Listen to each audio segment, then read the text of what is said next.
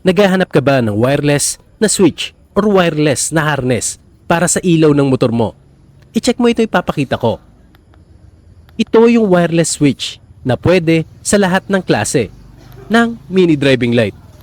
May function ito para sa low beam at high beam ng iyong mini driving light. At bukod pa doon, meron din itong passing light na pwede mong lagyan ng additional switch. Ito yung plug and play na wiring harness natin na merong wireless switch. Itong nakikita nyo is yung kanyang module. Ito yung nagko-control sa ilaw ng ating mini driving light. At itong maliit naman na kulay black, ito yung nagsisilbing antena ng ating wireless switch para makakonect dito sa ating module. At itong dalawang wire naman na ito, itong blue at white. Yung blue ay para sa ACC connection at yung white naman ay para sa ating passing light. At ito namang mahabang ito na nakasleeve ay yung ating power connector. Ito yung pupunta sa ating battery.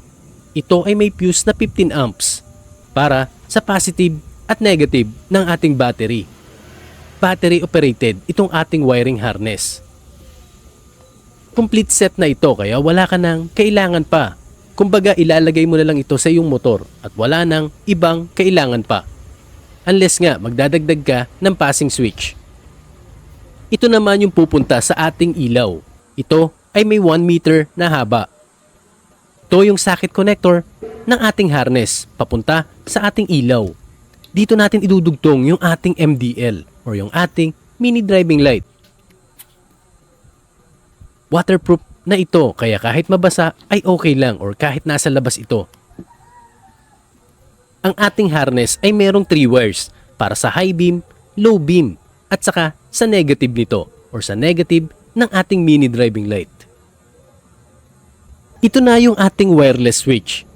Meron itong kasamang bracket na nakatornilyo dito sa likod ng switch. At ang kagandahan dito, pwede mong palitan yung bracket nito.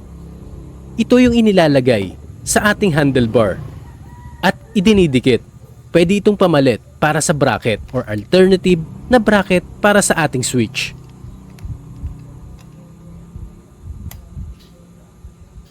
At ito na po yung kumpletong plug and play na wiring harness. Isunod naman natin kung paano ito pinapagana. Dito sa kanyang switch, meron itong dalawang pindutan. Itong isa yung magpapagana sa high beam at low beam ng ating ilaw, pati na rin yung pag-on at off nito. At dito naman sa kabila yung magpapagana ng extra features nitong harness. Bale, dito sa ating switch, rotation lang yung paglipat ng ilaw. Ibig sabihin nun, pindutin mo ito para mag-low beam at mag-high beam. At para mamatay naman yung ilaw, kailangan mo itong i-press within 3 seconds para mag-off yung ating ilaw. At yung flashing function naman ito ay merong dalawang mode, isang sabay at isang alternate na magpapatay sindi yung kanyang ilaw. Nakalagay na sa ating power supply yung positive at negative ng harness. Itong white wire naman, ito yung nagsisilbing passing ng ating harness.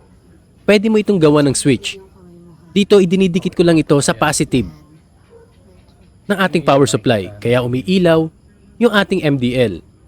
At ito naman sa ating switch, mag-on at off na ito since nga nakadikit na yung ating power supply. Pinapakita ko lang dito na kahit naka-off or naka-low beam or naka-high beam ay gumagana yung passing light nitong harness. Nakikita nyo naman na kahit malayo ako ay kayang ma-receive ng ating module. Yung signal na binabato nitong ating wireless switch. More or less siguro nasa 5 to 6 meters yung layo ko dito. Pero kita nyo naman wala pa ring problema at nare-receive maigi ng ating plug and play na wiring harness.